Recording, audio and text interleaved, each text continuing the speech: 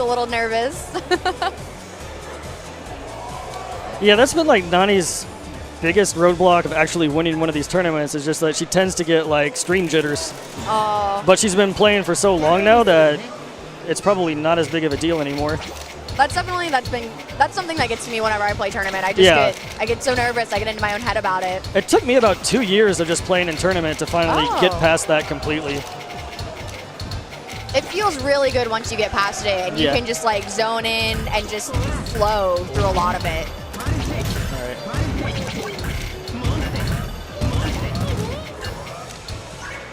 All right, Kara's going to go ahead and use that slow falling T-piece to try and make a swap combo out of this, I think. She might just keep building, though. Yeah, she's just going to keep stacking. Yeah.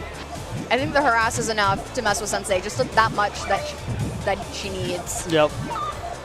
She's got a pretty nice chain built there. And now this with a swap combo behind it will probably be death. Oh, this is so much. Oh, gosh.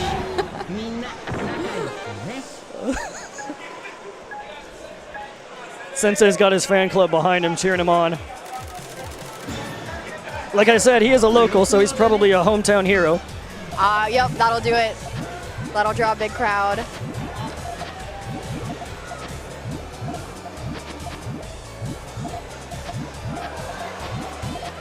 All right, that setup that Kara is building on the left there, if you see the group of 3 reds over on the left-hand side near the bottom with the yellows surrounding them, that's what's called a GTR, Great Tanaka Rensa.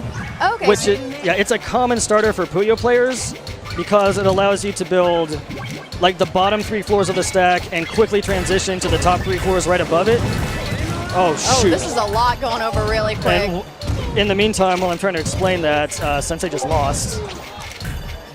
I don't know, he's stalling pretty well. Yeah, if he can, he's flipping too much. You only get a maximum of 15 rotations before the piece locks into place. Oh, okay. So if you slowly pace yourself at it, you can really stall a lot and then switch out to your other hold piece and flip 15 more times with that. That can burn a lot of time off the clock. Not quite enough there.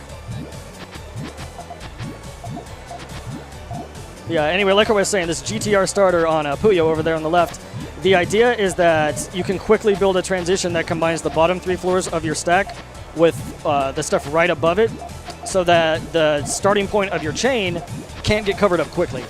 Okay. Yeah.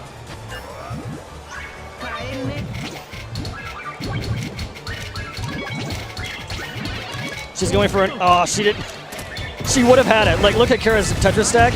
See how, oh no! See how she could have completely cleared off the stuff that she built? Yeah. That would have been another perfect clear starter, but Sensei was smart enough to send garbage over fast this time to prevent that from happening.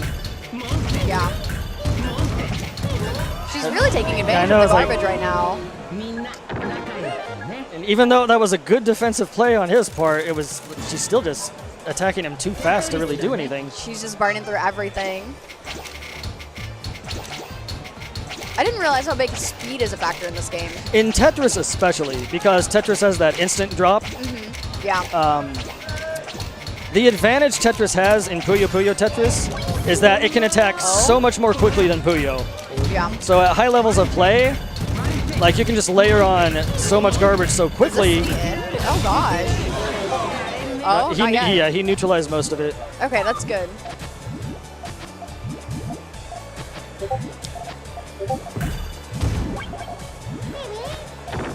That one line in the background dropped like a row and a half of Puyo garbage just because that combo's been built up so much. Yeah.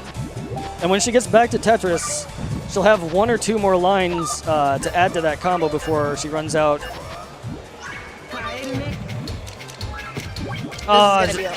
She spinned the piece into place in such a way that it didn't clear anything. It's a nice swap combo coming out of Sensei. Yeah, both of these players are veterans to the game, so they know how to take advantage of those swap mode specific mechanics. Ooh, nice back and forth. Yeah.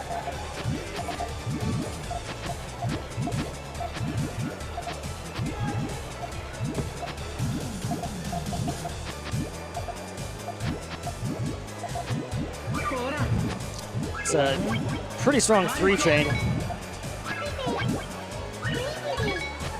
Sensei had his own 3-chain, but it was so much smaller that it didn't neutralize that much garbage.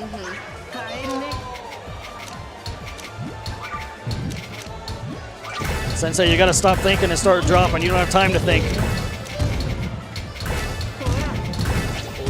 Oh, that's an ugly stack. Yeah, he dug out to his well, though. All right. Yeah, he can definitely get out of that now. Oh, he's getting some good stuff Oh, going. but look at that garbage well over there on the left. That's a perfect well for Tetrises. It is. Again, that's the random factor in Tetris. Is like sometimes the garbage is your friend. Garbage is never your friend in Puyo. Tetris kind of has a comeback mechanic. Yeah.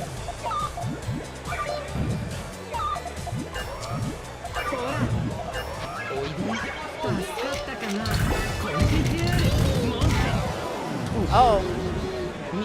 Is that 3-0 at this point? I think it may be. Yeah. I know the names are covering up the scores, so I can't really... Oh, wait, 4-0.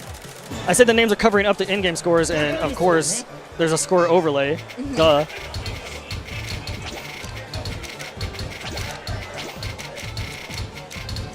I think both of them are trying to build the 4-wide at this point. Yeah, I think Sensei might have been going for a T-spin at the start, but then he paused and switched over.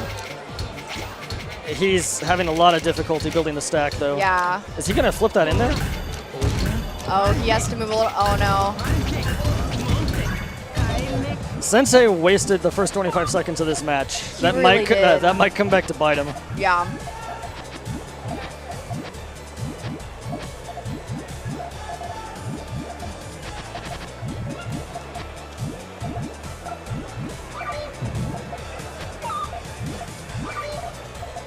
So do the players get the same pool of pieces? In Puyo, yes. In Tetris, no.